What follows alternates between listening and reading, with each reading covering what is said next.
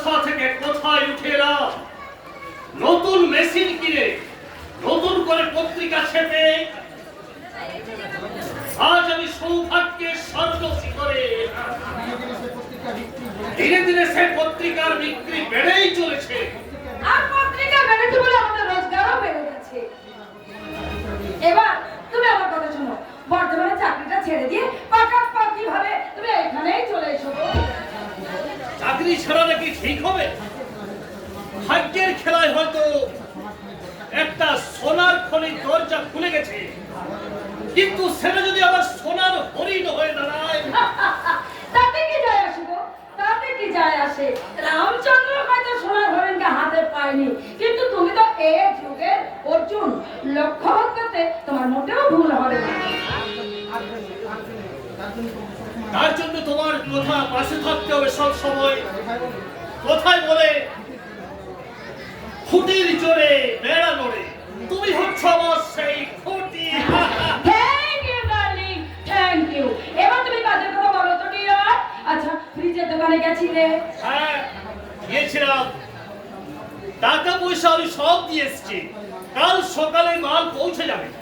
যা বাবা, এবার আমাদের টিভি হবে, ফ্রিজ হবে। এবার কিন্তু এর পরের মাসে আমাকে তোমার একটা মাইক্রোওয়েভ কিনে দিতে হবে ডিয়ার। তুমি দেখছি দিন দিন তোমার চাহিদা বেড়েই চলেছে।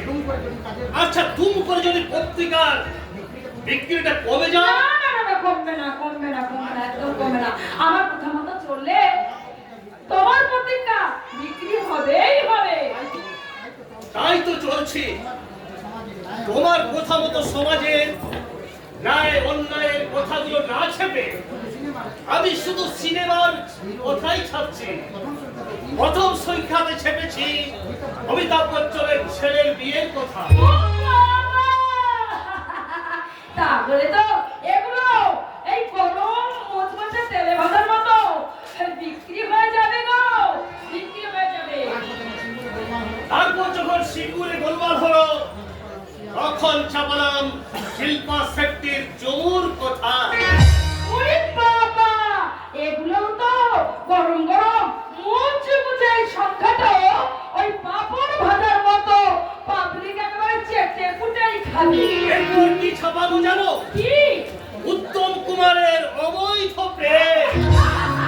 ও বাবা রে বাবা, দেখবে এই সংখ্যাটাও হরণ্যিতার বাতাসের মতো হাওয়ায় উড়ে যাবে। তা হয়তো যাবে, কিন্তু মনটা আমার মাঝে মাঝে কেমন যেন হয়ে যায়। আরে বাবা, মাস্টার মশাই ছেলে হয়েই তুমি মরেছো। দেখো ওসব মন টন একেবারে বাদ দিয়ে দাও। এবার ওটাকে তুমি দিনে বদলার ব্যাংকে জমা রেখে দেবে। তাই করা উচিত। ইলেক আর মূল্যবোধকে বস্তাবন্ধ আলুর মতো করে হিম ঘরে রেখে দেব। ঠিক করেছো, সাবাস সাবাস। সেই জন্যই তো এখন আমাদের আধুনিক স্বপ্নের ছবিটা, আমাদের স্বপ্নের ছবিটা দেখতে হবে। আর তার জন্য কম্পিউটার সফটওয়্যার দিতে হবে। সেই কম্পিউটার সফটওয়্যারের ছবি যদি কোনোদিন ভুল হয়ে যায়? আরে দোস্ত, তুমি করছো কি? বলছো তুমি? ওই হাসি আমার তো জানোই তো, সেদিন তোমাকে ওই কলকাতার নাইট ক্লাবে আমি টেনে নিয়ে গিয়েছিলাম। আচ্ছা, ওই নাইট ক্লাবে যারা এসেছিল তারা সবাই আমাদের মতো উন্নয়নের নেশায় মাতোয়ারা? নিশ্চয় গো, নিশ্চয়। ওরা সারাদিন টাকার পিছনে ছোটে, তারপর রাতে নাইট ক্লাবে এসে নাচ গান হাসি আনন্দে মেতে থাকে। কিন্তু ওখানে সব মেয়ে ছেলেগুলো তো পরপুরুষের সঙ্গে নাচছিল, আর পুরুষরা নাচছিল অন্যের বউয়ের সঙ্গে। আরে এটা তো আধুনিক সোসাইটির নিয়ম গো। আসলে কি আশ্চর্য বলো দিন, স্বামী স্ত্রী নিজেরা এরকম নাচলে কি আনন্দ পায় না? রোজ রোজ একই রান্না খেতে কি ভালো লাগে গো? তাই তো মাঝে মাঝে ওই রেস্টুরেন্টে ভালো মন্দ খেতে যেতে হয়। আর এটাই হচ্ছে সেই রকম একটা মজার জিনিস। হাত বাড়ালেই হয়তো মজা পাওয়া যায় বৌমা, কিন্তু এর জন্য কি হারাতে হয় সেটা একবারও মিলিয়ে দেখেছো? বাবা রে বাবা, কোথায় কোথায় ও কি এই একই জ্ঞান বোধের কথা আর শুনতে ইচ্ছা করে না। জ্ঞান নয় বৌমা, জ্ঞান নয়, এ আমার জীবনের অভিজ্ঞতা। আমি তোমাদের চেয়ে বয়সে অনেক বড়। বয়সে বড় হলে জ্ঞানের ভান্ডারটা কিন্তু বড় হয় না বাবা। উনুন যত পুরনো হয় কালিটা কিন্তু বেশি এই হয়। আরে সে কালিটা হয়তো মুছে ফেলা যায়, কিন্তু মনের মধ্যে যে কালিটা জমে না সেটা কোনো সাবান দিয়ে তুলে ফেলা যায় না। তাই তো ওই মনের মন্দিরে সব সময় সৎ চিন্তার আলো সে প্রদীপটাকে জ্বালিয়ে রাখতে হয়। ওই প্রদীপে যখন তেল থাকবে না, তেল ফুরিয়ে গেলে দেখবেন সব অন্ধকার। না, পয়সা না থাকলে মানুষ পিছিয়ে পড়ে না। মন আর মগজ যদি দুটোই শূন্য হয় তাহলে মানুষ আদিম অন্ধকারে ডুবে যায়। এইসব বড় কথা শোনার আমার সময় নেই, আমি বেঁচে যাচ্ছি। হ্যাঁ, তাহলে দাঁড়া, তুই যখন পেশে যাচ্ছিস তাহলে আমার এই কাগজটা নিয়ে যা। এটা এই সংখ্যার প্রথম পাতাতেই ছাপাবি। এটা কে লিখেছে? আমি আজ 3 দিন 3 রাত ধরে বহু পরিশ্রম করে এইমাত্র লেখাটা শেষ করলাম। কি লিখেছে এতে? ওতে লিখেছি তোর দাদা যুধিষ্ঠিরের নিখোঁজ হওয়ার ব্যাপারে একটা বিরাট চক্রান্ত চলছে, আর সেটাই আমি প্রমাণ করার জন্য ওই সরকারের কাছে একটা নিরপেক্ষ তদন্ত কমিশনের আবেদন জানিয়েছি। এ লেখা আমাদের কাগজে ছাপা হবে না। ছাপা হবে না? এ তুই কি বলছিস? ঠিকই তো বলছে বাবা।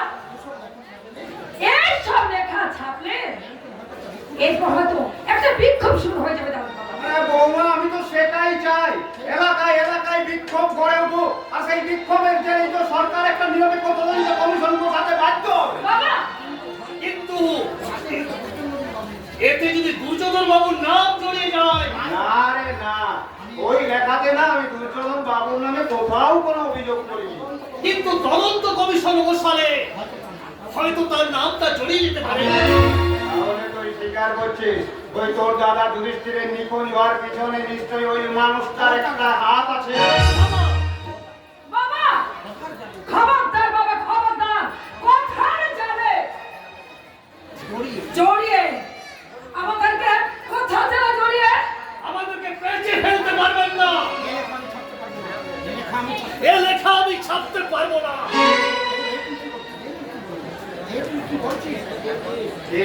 তুই কি বলছিস অর্জুন? আজ মাস খানেক হলো তোর দাদা নিখোঁজ হয়েছে, তুই কি চাস না সে ঘরে ফিরে আসো? সে তোর নিজের মায়ের পেটের আপন ভাই, তার কথা, ওই বড় বৌমার কথা, এমনকি পুত্রহারা বাবার কথাটা তুই একবারও ভাববি না? বাবা, আজকালকার দিনে আজকালকার দিনে বাপ বাপ ভাই বোন কেউ কারো কথা ভাবে না বাবা। মানুষকে শুধু নিজের কথাই ভাবতে হয়। তুই নিজের সুখের জন্য, তুই নিজের সুখের জন্য পিতা পুত্রের সম্পর্কটাকে ভুলে যাবি। এই ভাই বোন মা বাবার সমস্ত সম্পর্কগুলো আজ সবই অচেনা হয়ে যাবে। মানুষ কি শুধু সুখের জন্য একটা পুতুল হয়ে বসে থাকবে?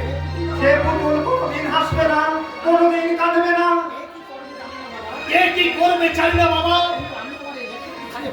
আমি এই লেখাটা ছিঁড়ে ফেলবো।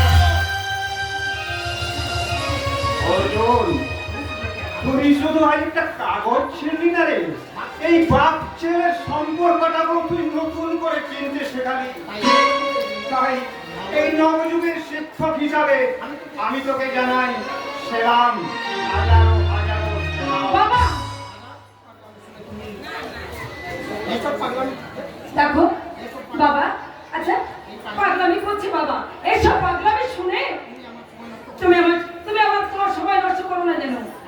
কাজে যাও, যাও তোমার কাজে যাও। দাঁড়াও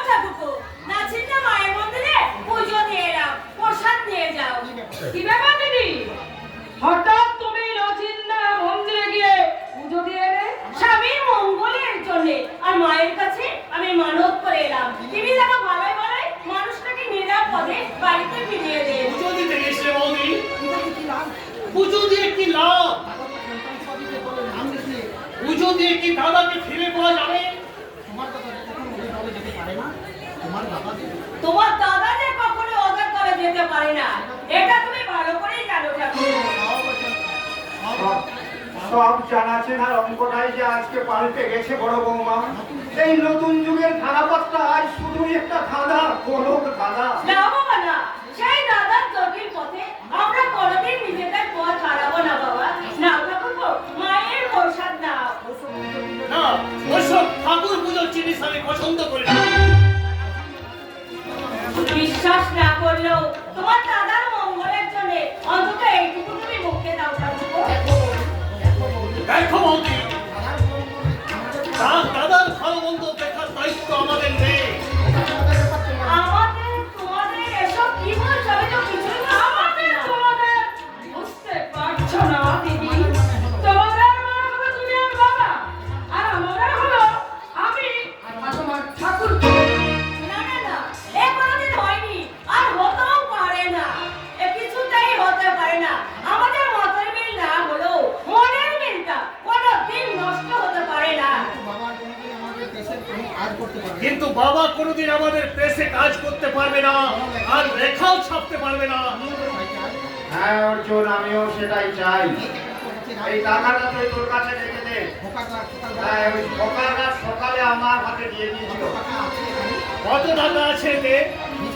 ওই হিসেবে যা লেখা ছিল তার থেকে মাত্র 200 টাকা কম আছে। কেন? 200 টাকা কম আছে কেন? ওই নাচিন্দায় যাওয়া আসা আর মায়ের পুজোর জন্য আমি বাবার কাছ থেকে 200 টাকা নিয়েছি। আজ রাজিন্দা, কাল দীঘার পুরী মন্দির, পরশু মহাকাল মন্দির, এসব করতেই কি আমি রোজগার করছি?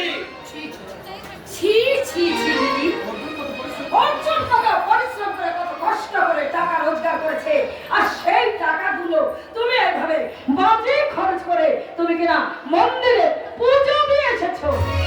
তোমার ভাসুরের জন্য পুজো দেওয়াটাকে তুমি বাজে খরচ বলছো ছোট বৌমা? কেন বলবো না?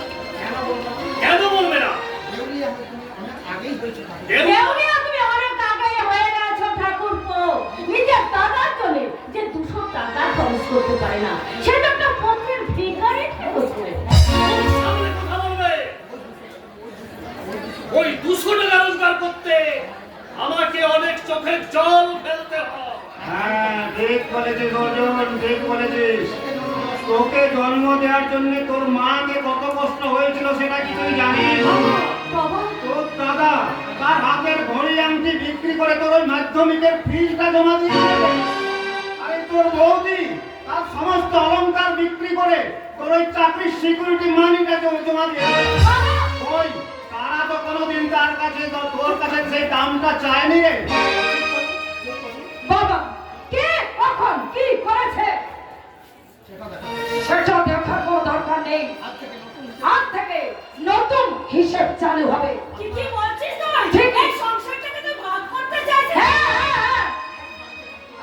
বাবা, এক বাড়িতে থাকা হবে ঠিকই, কিন্তু আমাদের রান্না হবে আলাদা। ও, তাই হোক বড় বৌমা। আজ ওই দুর্যোধনের উচ্ছিষ্ট খেয়ে ওদের শরীরে বল ধরেছে, তাই তো এই পিতা পুত্রকে আজ সবার আগে বলি পাঠা হতে হবে। বাবা, না, তুই আর আমায় বাবা বলে ডাকিস না। তোর মতো কুলাঙ্গারের মুখ থেকেই বাবা ডাক শোনাচ্ছে। আমি চিরতরে বিসর্জন দিলাম। বাবা, এগিয়ে যা অর্জুন, এগিয়ে যা। এই নবযুগের মানুষকে নতুন মহাভারতের মন্ত্র শেখা, আর সেই মন্ত্রের জোরেই তোর সুখের আঁচল হয়ে উঠুক এই বইয়ের আঁচল, বইয়ের আঁচল। বাবা যদি ভুল করে কিছু বলে থাকে, তুমি বাবার কথা এমনি চুপ মনে করো না। বাবার মনে আঘাত দিয়ে তুমি যেন দূরে চলে যেও না ঠাকুর। যেই দেখো আলাদার কথা বলেছি, অমনি ঠাকুর বাকে তেল দিতে শুরু করে দিয়েছে। তাই না দিদি? তবে শোনো দিদি, ওর সব ন্যাকামি তুমি অনেক করেছো, আমাকে এর আগে অনেক কথা শুনেছো, কিন্তু আমিও কলকাতা শহরের মেয়ে, তাই তোমাকে আমি বুঝিয়ে দেব যে এই কলকাতা শহরের মেয়ের পেছনে লাগতে এলে কত ধানে কত চাল, সেটা তোমাকে আমি দেখিয়ে দেবো।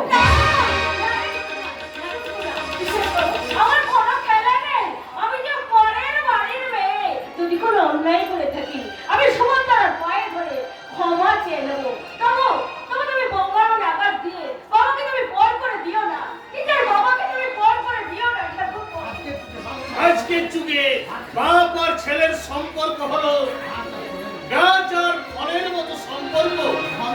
ফল যতই পাকবে, বৃক্ষ থেকে বোটা আলগা হয়ে মাটিতে পড়ে যাবে। না না ঠাকুরপো না, শুধুকে ফেলে যেমন শুধু ফুলকে মালা গাঁথা যায় না, তেমনি ফুলকে ছেড়ে শুধু সুতো দিয়েও মালা গাঁথা যায় না। উন্নয়নের অল্পনা হচ্ছে রক্তির ধাক্কা দিয়ে অনেক বেশি দিন বেঁচে থাকে। অনেক এই যে শুনুন, এটা কি যুধিষ্ঠির বাবুর বাড়ি? হ্যাঁ কিন্তু তাকে কি দরকার? না মানে উনি আপনার কে হন? উনি আমার স্বামী হয়। আপনার স্বামী? হ্যাঁ, 1.5 মাস হলো উনি বাড়িতে ফিরছে না, তাই নাচিনটা মায়ের মন্দিরে পুজো দিয়ে এলাম আর মায়ের পায়ের শুধু মাথায় নিয়ে এলাম। এসো এসো, কাছে এসো, মায়ের প্রসাদ দাও। এবার বলো ওনাকে তোমার কি দরকার? দরকার মানে? না না না, সে কথা আমি আপনাকে কিছুতেই বলতে পারবো না। বলতে না চাইলে বলো না, তবে উনি ফিরে আসুক, তারপর আমি আর এক রেলে এসো। উনি ফিরে আসবেন? কেন ফিরে আসবে না? সেই মানুষটা আমার কাছে না থাকলেও তার মঙ্গলের জন্য আমি প্রতিদিন শীতেতে সিঁদুর করছি, তাই আমার শেষ সম্মানটুকু কেউ কেড়ে নিতে পারবে না, কেউ না। তাহলে আপনাকে শুধু একটা কথাই বলে দেয়, যদি তার খোঁজ পেতে চান তাহলে ওই গঙ্গারামের ধাবায় গিয়ে খোঁজ নিন। কিন্তু সেখানে আমি তার খোঁজ পাবো কি করে? না না না, এর বেশি আমি আর কিছু বলতে পারবো না। ওরা সবসময় আমাকে চোখে চোখে রাখে। মাত্র কয়েক মিনিটের জন্য আমি এখানে পালিয়ে আসতে পেরেছি। কেউ দেখে ফেললে আমাকে হয়তো খুন করে ফেলবে। আর কে হয়েছে? তারা সেই কোন? তাদের পরিচয় কি? জানি না। আমি আর কোনো কথাই বলতে পারবো না। শুধু হাত জোড় করে বলছি, যদি স্বামীর খোঁজ পেতে চান তাহলে ধাবায় চলে যান। সব সমস্যার সমাধান লুকিয়ে আছে ওই গঙ্গারামের ধাবায়। কেন এইসব কথা বলে গেল? কে ফোন হয়েছে? কারা সেই ফোনের তোলে? তবে কি উনি সেখানে সেই খোঁজে গিয়েছিলেন, তাই ওরা তাকে বন্দি করে রেখেছে? আমার এত সব কথার জবাব আমি কেমন করে পাবো? তবু আমার এই অসহায় মনের অন্ধকারে ওই অচেনা মেয়েটা যে আশার প্রদীপ জ্বালিয়ে দিয়ে গেল, তা আমি কিছুতেই নিভে যেতে দেবো না, কিছুতেই না। হ্যাঁ, আমি যাবো সেই গঙ্গারামের ধাবায়।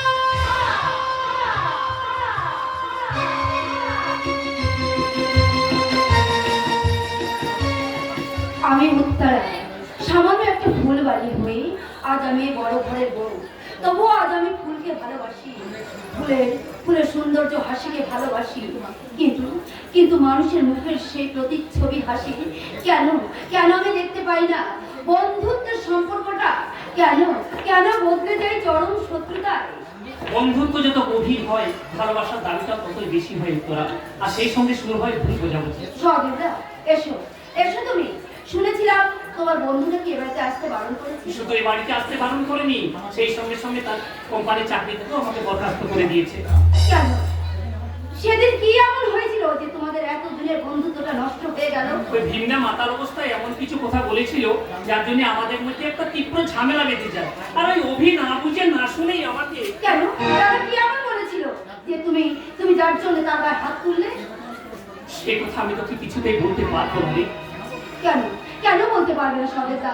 আমি না তোমার ছোট বোন? ছোট বোন? না রে না, তুই আমার ছোট বোন না, তুই আমার সত্যিকারের ছোট বোন। আমি চিরদিন তোর এই হাত থেকে ভাইফোঁটা নিয়েছি, তাই তোর সামনে ওইসব কথা তুলে আমাদের ভাই বোনের এই মধুর সম্পর্কটাকে আমি কিছুতেই নষ্ট করতে পারবো না রে। তাই বুঝি তুমি ছুটতে চলে এসেছো এই ছোট বোনের কাছে?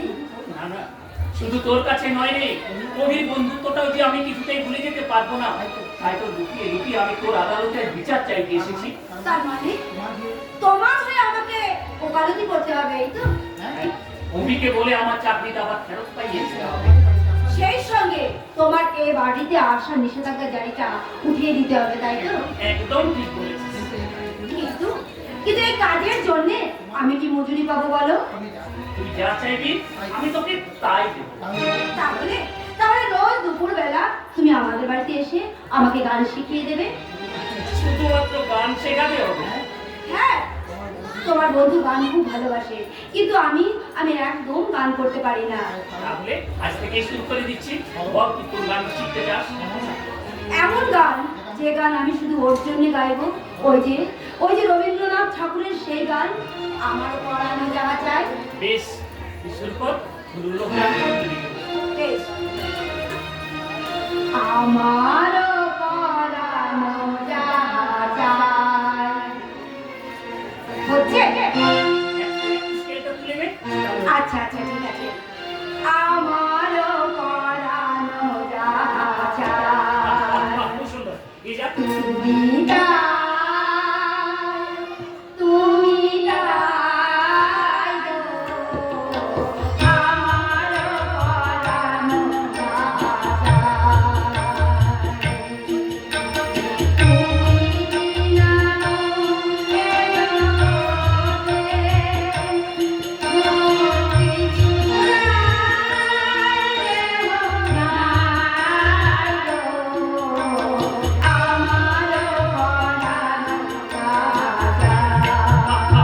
না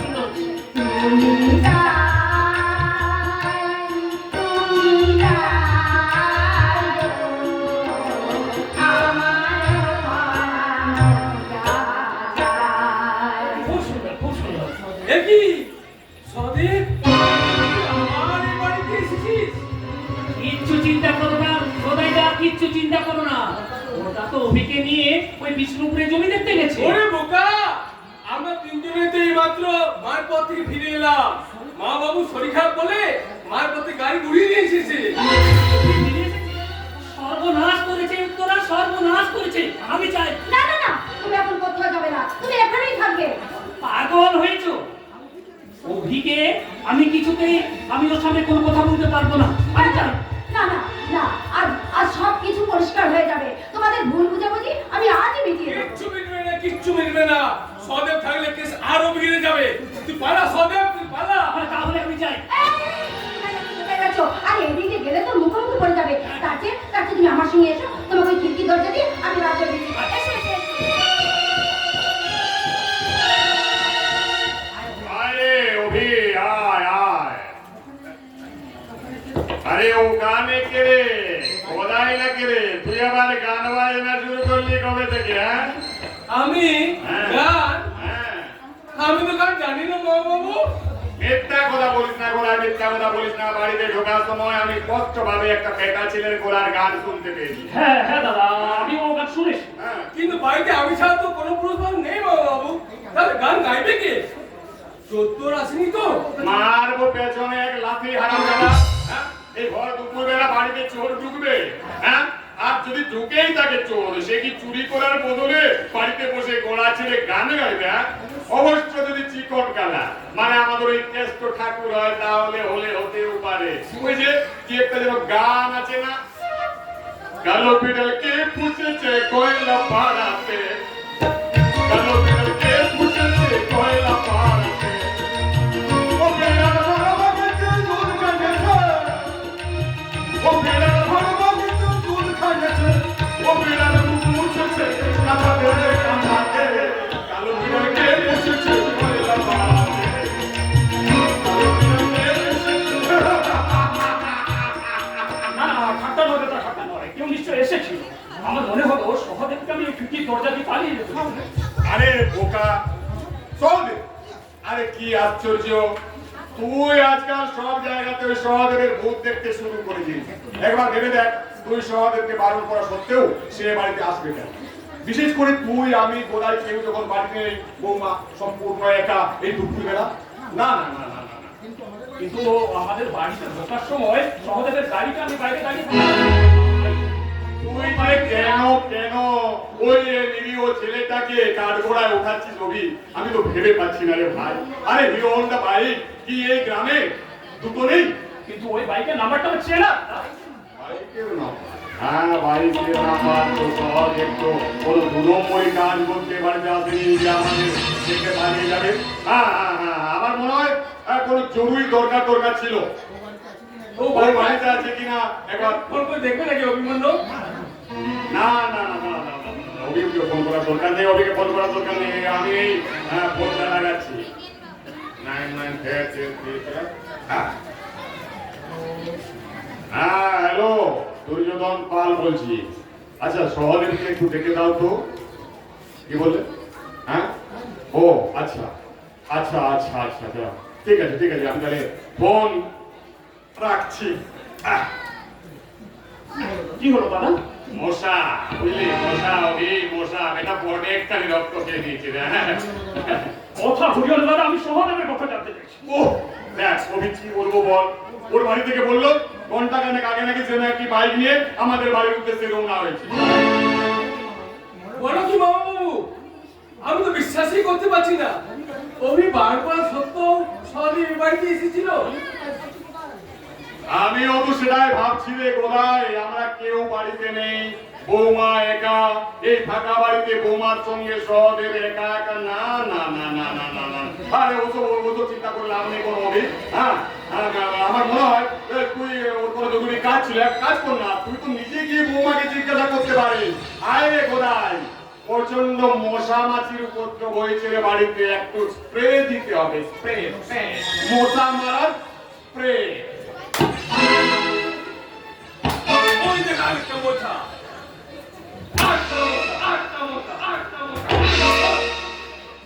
না না না না, সহদেবের মতো ছেলে কখনো এমন কাজ করতে পারে না। ওই ভীমটা হয়তো মদের নেশায় কি বলতে কি বলেছে, কিন্তু সহদেব এ বাড়িতে লুকিয়ে এলো কেন? আর আমাদেরকে দেখে পালিয়ে বা গেল কেন? না না, এই উত্তরা এই যে উত্তরা, এই উত্তরা, তুমি একটা সত্যি কথা বলবে? বলো, সহদেব এখানে এসেছিল? কেন আসবে না? কেন আসবে? সে তোমার কি বলেছে বলো তো, কি বলেছে? কি বলেছে তাহলে শুনবে? শোনো। আমার পরানো রাজা,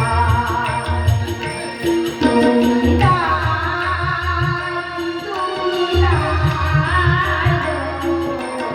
আমার পরানো রাজা,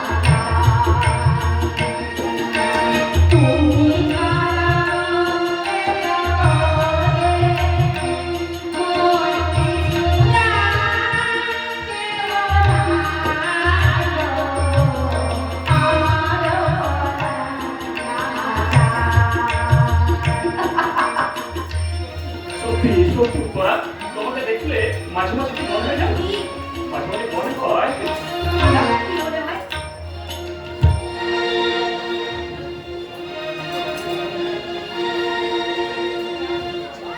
বলো, চুপ করে আছি কেন? আমাকে দেখে তোমার কি মনে হয়?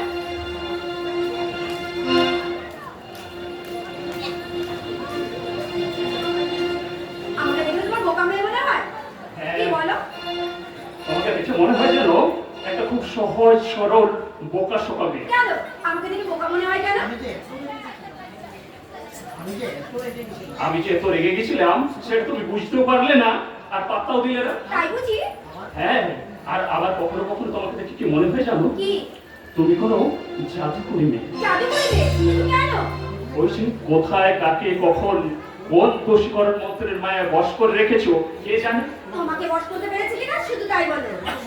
আমি তো তোমার ভালোবাসে পাগল হয়ে গেছি। তাহলে তাহলে আজকে তোমার কাছে আমি একটা জিনিস চাইবো, দেবে তো? হ্যাঁ নিশ্চয়ই দেবো, বলো তুমি কি চাও? বলো, দেবে কিনা? হ্যাঁ নিশ্চয়ই দেবো। পরে পরে মন পাল্টে যাবে না কিন্তু, একদম। বলো। তাহলে তাহলে আমি বলছি, সহদত্তাকে তুমি ক্ষমা করে দিয়ে আসতে তুলে নি, আবার এবারতে আসতে বলো। সহদেবের কোনো ক্ষমা নেই। কিন্তু কেন? কেন কোন কারণে তোমাদের এতদিনের সম্পর্কটা নষ্ট হয়ে যাবে? বলো, ওরা চাকরি চলে গেলে ও কি খাবে বলো তো? তা নিয়ে তোমার তো মাথা ব্যথা কেন? তুমি তুমি তুমি কি তোমাকে কথা দিয়েছিলে? সরি উত্তরা, এ কথা আমি রাখতে পারবো না। তুমি অন্য কিছু চাও? কেন কেন চাইবো? কথা রাখতে যদি তুমি নাই পারবে তাহলে কেন কেন সে কথা দিয়েছিলে? এই নাকি তোমার মরদ কাবাত আর হাতি কাবাত? সহদেবের জন্য তোমার এত দরদ উঠলে হচ্ছে কেন? তাকে এ বাড়িতে নিয়ে আসতে না পারলে তোমার হজম হচ্ছে না বুঝি? ছি, ছি, ছি, ছি। এসব তুমি কি বলছো? হ্যাঁ ঠিকই বলছি। আমার চোখের আড়ালে তোমাদের অভিশাপটা তো বেশ ভালোই সময় উঠেছে। গায়ে বাছরে ভাব থাকলে তোমরা জঙ্গলে কেউ তুচ্ছে। আমি তোমাকে শিক্ষিত ছেলে মনে করেছিলাম, অথচ অথচ নিজের মুখে ইঁদুরের মতো কথা বলতে তোমার একটু লজ্জা করলো না? আরো ভালো, তবু আমি চিৎকার করে বলবো, তোমার পাপে মন বলে অন্যের চরিত্রে তুমি পাপের ছবি দেখতে পাচ্ছ। তুমি বিশ্বাসের মর্যাদা দিতে পারো না, ভালোবাসার মানেই বোঝো না। একদম। আর একটা কথা বললে তো আমি গোলাপিকে খুব করে ফেলবো। তুমি আমার ঘরে পা থেকে তুমি আমার ধরছে।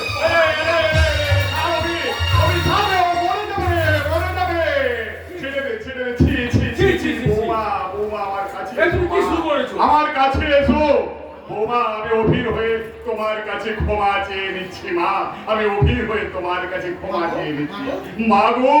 যে সংসারে মা লক্ষ্মীর অসম্মান হয় সে সংসার ছারখার হয়ে যায় মা, সে সংসার একেবারে ছারখার হয়ে যায়। যাবে দাদা যাবে, আমি বেশ পরিষ্কার বুঝতে পারছি মুখোশের আড়ালে কোন এক শয়তান আমাদের এই সুখের সংসারে কাল কেউটের বিষ ঢালছে।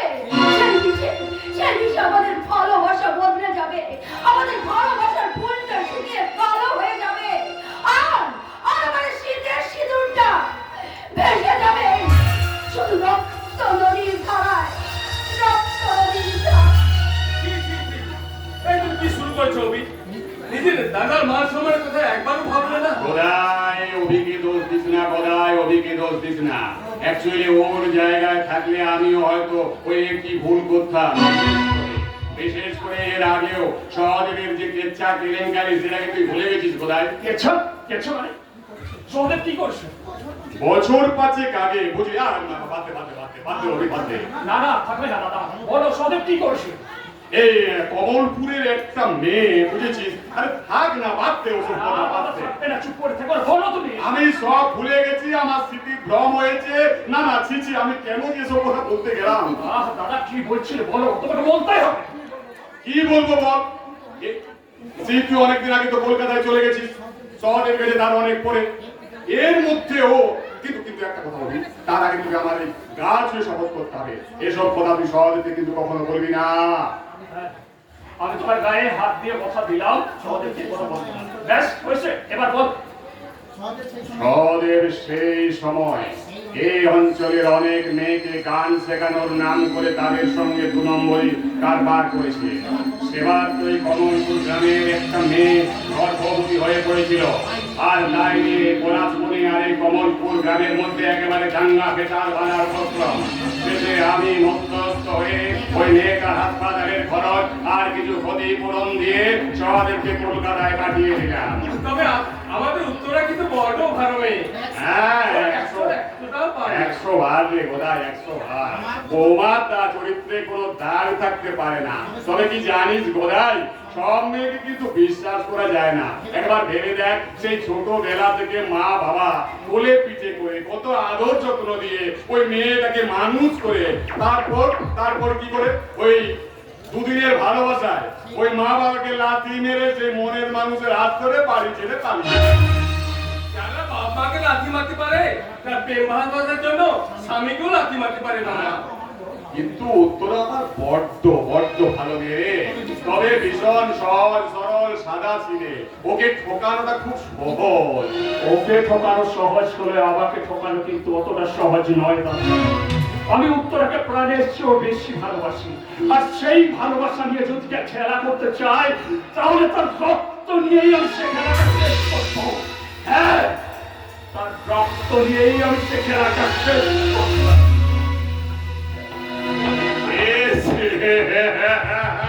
কোথায় শেষ?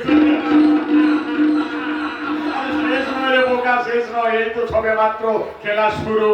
এর পরের চালটা কি হবে বলতো কোথায়? হ্যাঁ, পরের চালটা হবে উত্তরা হাতের এই ঘড়ি। আমার সঙ্গে থাকতে থাকতে তোর বুদ্ধিটাও দেখছি দিনে দিনে একেবারে খুলে গেছে রে, খুলে গেছে। হ্যাঁ, ঘড়িটা আমার হাতে দে। আসলে এটা ঘড়ি নয় রে, ঘড়ি নয়, শকুনির পাঠা, শকুনির মায়া অজগতে। এই প্রথম জানিছিল সন্দেহ, এই শকুনির পাঠা এবার কাল কেউ উত্তরার জীবনে। প্রথম চালের নাম ছিল সন্দেহ, দ্বিতীয় চালের সর্বনাশ, আর তৃতীয় চালের মানে সব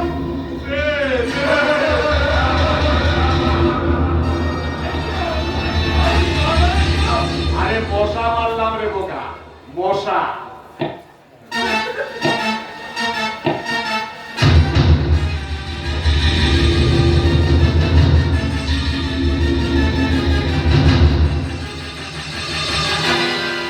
সাবিত্রী, সাবিত্রী, এই সাবিত্রী, কোথায় গেলে রে? না, এই মেয়েটা দেখছি আমাদের সবাইকে ঝামেলায় ফেলে দেবে। কখন কি যে করে, কোথায় যায় কিছুই বুঝি না।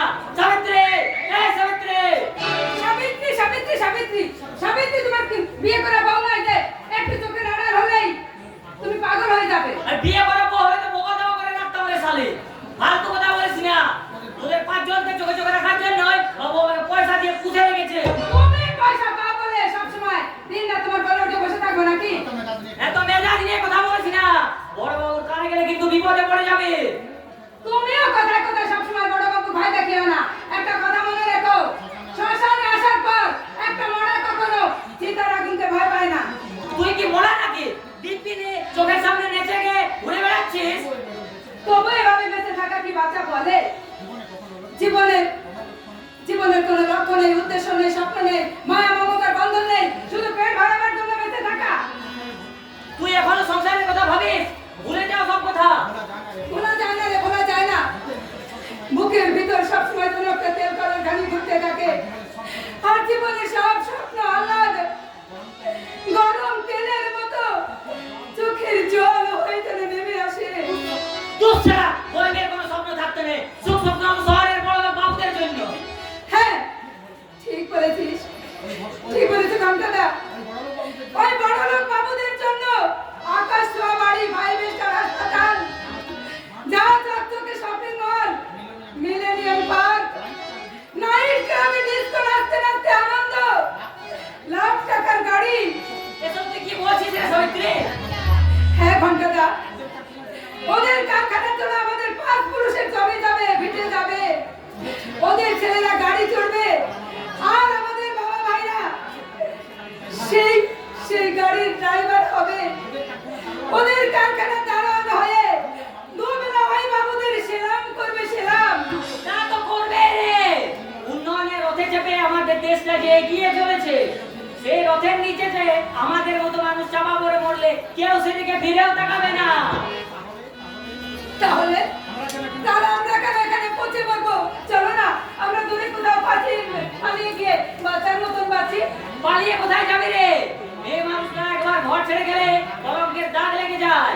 আর এই নীতিবাদী পুরুষেরা বসতি বলে তোকে সমাজের বাইরে বের করে দেবে।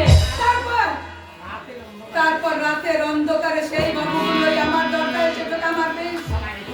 সারা এতদিন তোমাদের এখানে দেখলে তোমাদের মতো মালকে আমি ভালোই চিনে গেছি। আমার মা বলবি না। কেন বলবো না? এতদিন ধরে তোমরাই তো আমাদের ওই নামে ডেকে এসেছো। এখন দিন বদলের পালা পাচু। এ কি বাইরে? তুই আর কোন ভাষায় কথা বলিস? যে ভাষা শুনলে এই বাবুদের বুকের বারুদে আগুন লাগবে। ওই ঘরের বউদের মতো ওকো হেকো করে কথা বললে এই বাবুদের মেজাজটা যে ভেজা বিস্কুটের মতো নেতিয়ে পড়বে রে ঘন্টা। যা বলেছো ঘন্টারা, যে পুজো যে মন্ত্র সেটাই তো শেখা দরকার। সাবিত্রী সব শিখে নিয়েছে, তাই তো সাবিত্রীকে ওই যুধিষ্ঠির বাবুর বাড়ি পাঠিয়েছিলাম। বড় বাবু যা শিখিয়ে দিয়েছিল, যুধিষ্ঠির বউকে ঠিকঠাক বলে এসেছি তো সাবিত্রী? হ্যাঁ বলেছি, একটা কথা কম ছাড়া বেশি বলিনি। আরে তার জন্য তুই কত রেগে যাচ্ছিস কেন রে? কেন রাখবো না?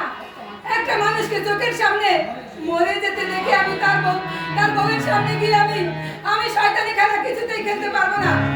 বুঝিয়ে বুঝিয়ে আমি সব বুঝি, তবু একদিন এই দুর্যোধন বাবুর মন খেয়েছি, তাই এই খেলার মাঠ ছেড়ে যেতে পারে না। জানি না এই খেলা শেষের বাঁশিটা কোনোদিন আমি বাজাতে পারবো।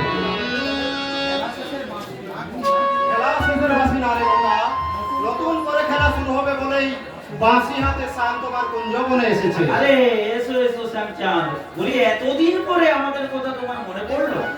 তোদের কথা কি ভোলা যায় রে? এবার তো 3 বছরের জন্য জেলে গিয়েছিলাম। 3 বছরে জেল খেটেছো শ্যামাদা? তা কবে খালাস পেলে শ্যামাদা? এই 3-10 আগে খালাস পেয়েছি, আর এই 10 দিন থেকে মনটা পুরো হাঁপিয়ে উঠেছে। কেন কেন হাঁপিয়ে উঠেছেন কেন? পাবো না, ওই 28 বছর বয়সে প্রথম জেলে গেছিলাম, তারপর এই 28 বছর আর একবারও জেলে যাইনি। 2-10 দিনের জন্য যা বাইরে এসেছি, একটা না একটা চুরি জচ্চুরি করে আবার জেলে চলে গেছি। বাহ, শ্যামচাঁদ, তোমার জেল খেতে এত ভালো লাগে? লাগবে না? জেলখানায় তো আমার ওখানে সেপারে তো সব আমার আত্মীয় স্বজনের মতো হয়ে গেছে। আমার নামে যত চিঠিপত্র সব তো ওই জেলখানাতেই আছে। তুমি মারে আজব লোক শ্যামাদা। অন্য সব কয়েদিরা জেলের বাইরে আসার জন্য কাঁদে, আর তুমি কি না? দূর দূর, বাইরে এলে তো পেটের ধান্দায় পাগল হতে হয়, কিন্তু ওখানে তো সব কিছু ফ্রি, খাবার ফ্রি, অসুখ হলে হাসপাতাল ফ্রি। এখন তো জেলের ভেতরে ফাংশনও হচ্ছে, আর স্বাধীনতার দিবসের দিনে মন্ত্রীরা এসে মিষ্টি খাওয়াচ্ছে। ওখানের মজাটাই আলাদা। কিন্তু আপনি 8 বছর বয়সে জেলে গিয়েছিলেন কেন? আমার বাবা ছিল দিনমজুর, তার বুকে ছিল যক্ষা রোগ। পরে দুয়ারে কাজ করতে করতে একদিন মুখ থুবড়ে পড়লো আর মরলো। সরকার করার টাকা ছিল না, ছুটে গেলাম দুর্যোধন বাবুর কাছে। বাবু বললেন পয়সা দেব, কিন্তু তার বদলে জেল খাটতে হবে। জেল খাটতে হবে মানে? ওই বাবুর দলের ছেলেরা কার বাড়িতে যেন বোমা মেরেছিল। আদালতে দাঁড়িয়ে বললাম, হুজুর আমি বোমা মেরেছি।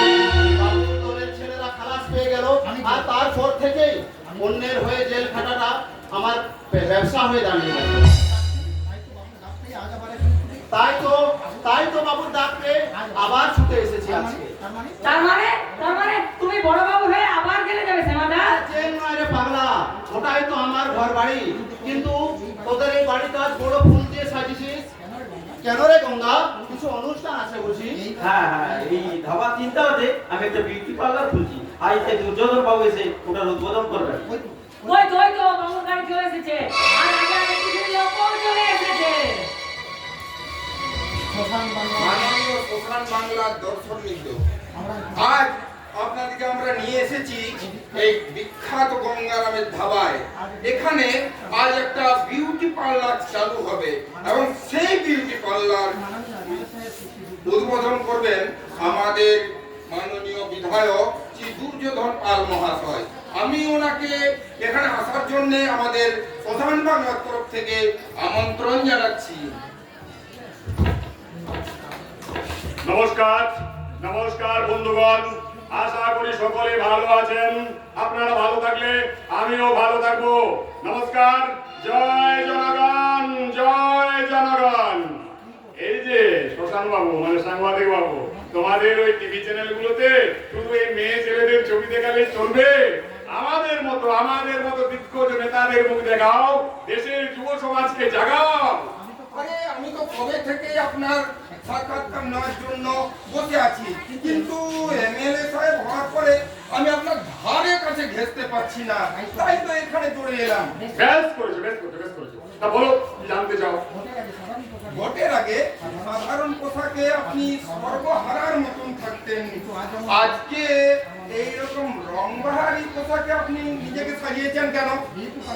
আরে ভাই, বিউটি পার্লারের উদ্বোধন বলে কথা, তা নিজেকে তো একটু বিউটিফুল সাজতেই হবে, নাকি বলেন আপনারা? হাততালি।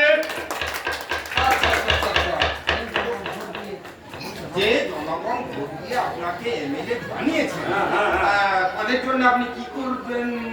একবার যখন আমি ভোটে জিতে গেছি, তখন এই জনগণের পেছনে থামলেন কেন? বলুন আপনি জনগণের। আরে ভাই, থামছি না। এবার থেকে ওই জনগণের পেছনে আমি থাকবে। মানে কি? মানে হচ্ছে জনগণ আগে, আমি পেছনে, জনগণ আগে। জয় জনগণ। আচ্ছা। তা এই দেশের জনগণের মঙ্গলের জন্য আপনার ভবিষ্যৎ পরিকল্পনা কি? আমার ভবিষ্যৎ পরিকল্পনা হলো গিয়ে ওই নেতাদের পরিবার পরিকল্পনা করা। ব্যাপারটা একটু বুঝিয়ে বলবেন অন্তত শ্মশান বাংলার দর্শকদের জন্য। এদেশে মশা মাছির মতো এই নেতার জন্ম হচ্ছে, তাই নেতাদের বংশ রোধ করতে হবে। যেমন রোগা নেতা, মোটা নেতা, পাতলা নেতা, মোটা নেতা, বেঁধে নেতা, লম্বা নেতা। অধিক সন্ন্যাসীতে যেমন গাজন নষ্ট, তেমনি অতি নেতাতেও জনগণের কষ্ট। মনে রাখবেন, অধিক নেতাতে জনগণের কষ্ট। তাই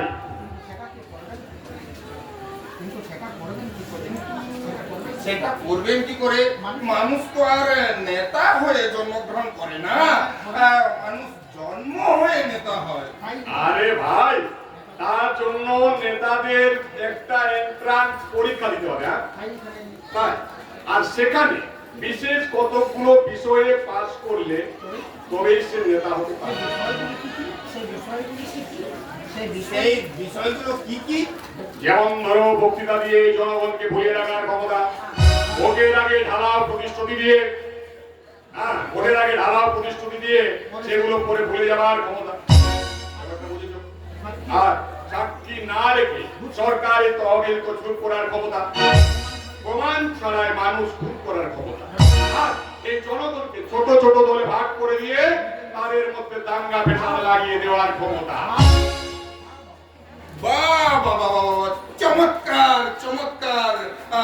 মাননীয় দর্শকবৃন্দ, আপনারা দেখলেন মাননীয় এমএলএ সাহেব কিরকম ব্যঙ্গের সঙ্গে রাজনীতির যে অসারতা সেটা তিনি প্রমাণ করলেন। এখন আমরা তার মূল্যবান সময় নষ্ট না করে আপনাদেরকে নিয়ে যাচ্ছি ওই আমাদের স্টুডিওতে। বলো হরি হরি বল।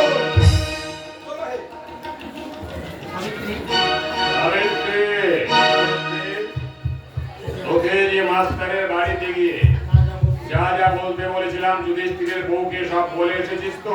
হ্যাঁ বাবু, আমি সব বলে এসেছি। বাহ বাহ, চমৎকার চমৎকার। এই নে তোর কাজের পুরস্কার। ও মা, কি সুন্দর, কি সুন্দর ঘড়ি। হ্যাঁ, তোর জন্যই তো পছন্দ করে কিনেছি রে সাবিত্রী, বুঝেছিস? সব সময় হাতে বেঁধে রাখবি। হ্যাঁ, সব সময় হাতে বেঁধে রাখবি। আর কেউ জিজ্ঞাসা করলে খবরদার আমার নাম কিন্তু বলবি না। বলবি তোর নায়ক নাগর তোকে উপহার দিয়েছে। বুঝেছিস? মারবো এক চট। তুমি নয়, আপনি করে কথা বলো। বরাবরই তো তুমি করে বলে এসেছি ভাই। সেই ছোট্টবেলা থেকে আমরা একসঙ্গে পড়াশোনা করেছি, খেলাধুলা করেছি। ছোট্টবেলা থেকে খেলাধুলো করেছি। হ্যাঁ, ওসব কথা বলে যাও। এখন ওরাম দিয়ে আমি এমএলএ, দুদিন পরে মন্ত্রী হবো, তাই সম্মান দিয়ে কথা বলো। আর না পারলে জেলে বলে দেবো। জেলে যাওয়ার জন্য আমি এক পায়ে দাঁড়িয়ে আছি বাবু। বাহ বাহ বাহ বাহ, শামচান তুমি এসে গেছো। আচ্ছা আচ্ছা আচ্ছা আচ্ছা। গঙ্গা, তোরা সকলে উপরে যা। আমি ওই শামচানের সঙ্গে কয়েকটা কথা বলে এক করে আসছি। ঠিক আছে বাবু। খুড়ি, এমএলএ বাবু। বলুন বাবু, এবারে কি কাজ করতে হবে? আরে কাজটা খুবই সামান্য। এই কটা দিনের জন্য তোকে জেলে যেতে হবে। তাতে কি হয়েছে বাবু? ঘরে বসে থাকার চেয়ে তো অনেক ভালো। রাজা বলেছিস। হ্যাঁ, রাজা বলেছিস। বুঝছিস, কদিন ঘোরা, তারপর তোদের জন্য বড় কাজ দেবো রে। এই তোদের পাঁচজনের জন্য তো আমি আছি রে শামচান। মানুষের মঙ্গলের জন্য আপনি কোনোদিন কিছু করেননি, আর আজও করবেন না। কেন মা? কেন করবো না? তোমাদের ভোটে জিতেই তো আমি এমএলএ হয়েছি। বলো বলো মা, তোমার মনের কথা, তোমার সমস্ত অভাব অভিযোগের কথা তুমি স্বচ্ছন্দে আমার কাছে খুলে বলো। বলে কি লাভ? আপনি তো আমার স্বামীকে লুকিয়ে রেখেছেন। বলুন, কোথায় আছে আমার স্বামী, কেমন আছে? আজ আমার সব কথার জবাব আপনাকে দিতেই হবে। এমএলএ সাহেবের সঙ্গে চোখ রাগিয়ে কথা বলবেন না। বেরিয়ে যান, বেরিয়ে যান। আমি যাবো না, আমি কিছুতেই যাবো না। আমি জানি আমার স্বামী এখানে এসেছিল। আমার স্বামী কোথায় আছে, তাকে আমার কাছে ফিরিয়ে দিন। আমি আপনাকে শেষবারের মতো সাবধান করে দিচ্ছি। আর একটা কথা বললে আমি কিন্তু আপনাকে অ্যারেস্ট করতে বাধ্য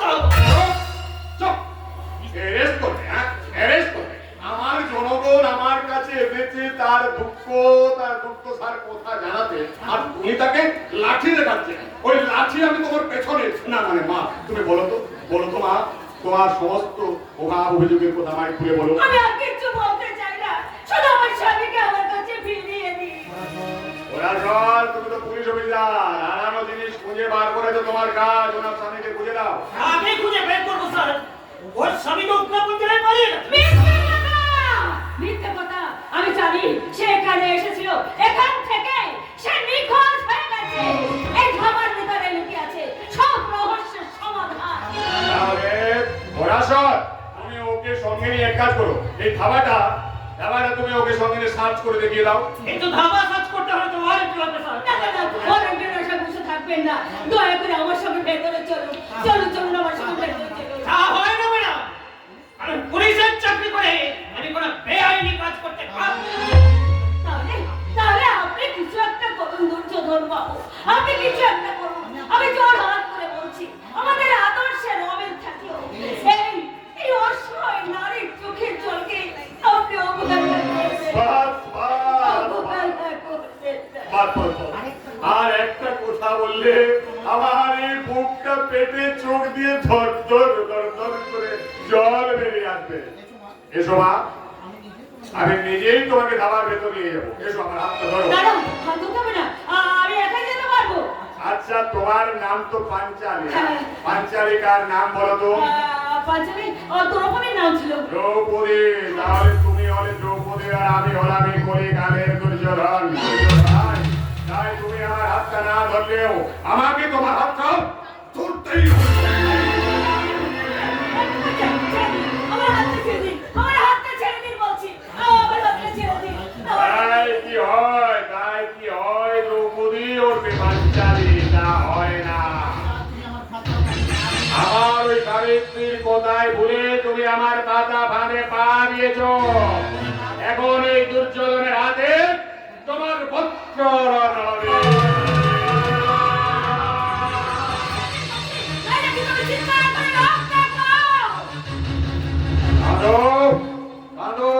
সেই মহাভারতের দ্রৌপদীও কিন্তু চিৎকার করে অনেক কেঁদেছিল, কিন্তু সেদিন হৃষ্ট কেবল দ্রোণাচার্য সমগ্র ভারতবর্ষ মাথা নিচু করে বসেছিল। আর আজকে তোমার চিৎকারও কেউ আসবে না। এই পুলিশ আমার পাহারা দেবে। পারবি না, এই পাঞ্চালী ধর্ম নষ্ট করা এত সহজ নয়।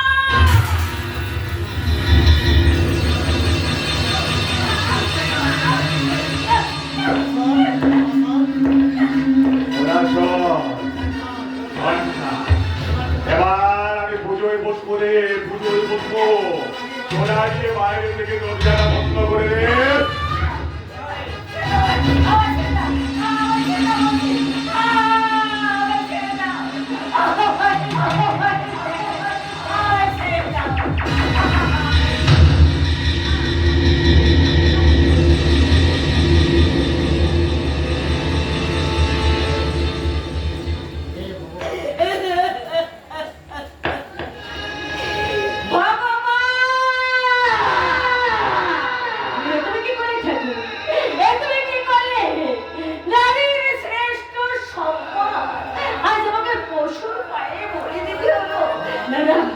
আমি বাঁচতে চাই না, এই জীবন আমি রাখতে চাই না, আমি কিছুতে এই জীবন রাখতে চাই না।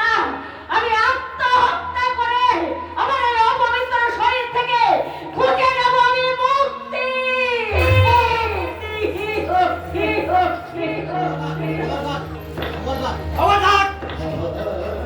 পালাবার চেষ্টা করবে না। তোমার নাগরকে এনেছি, এবার তোমার পালা। আমার কোনো দোষ নেই দারোগা বাবু। এই মেয়ে ছেলেটাই আমাকে ঘুরিয়ে এই হোটেল রুমে নিয়ে এসছে, আর তার জন্য আমার কাছে 500 টাকা নিয়েছে। অতীত মিথ্যে অপরাধে আমি তোমাদের দুজনকে অ্যারেস্ট করলাম।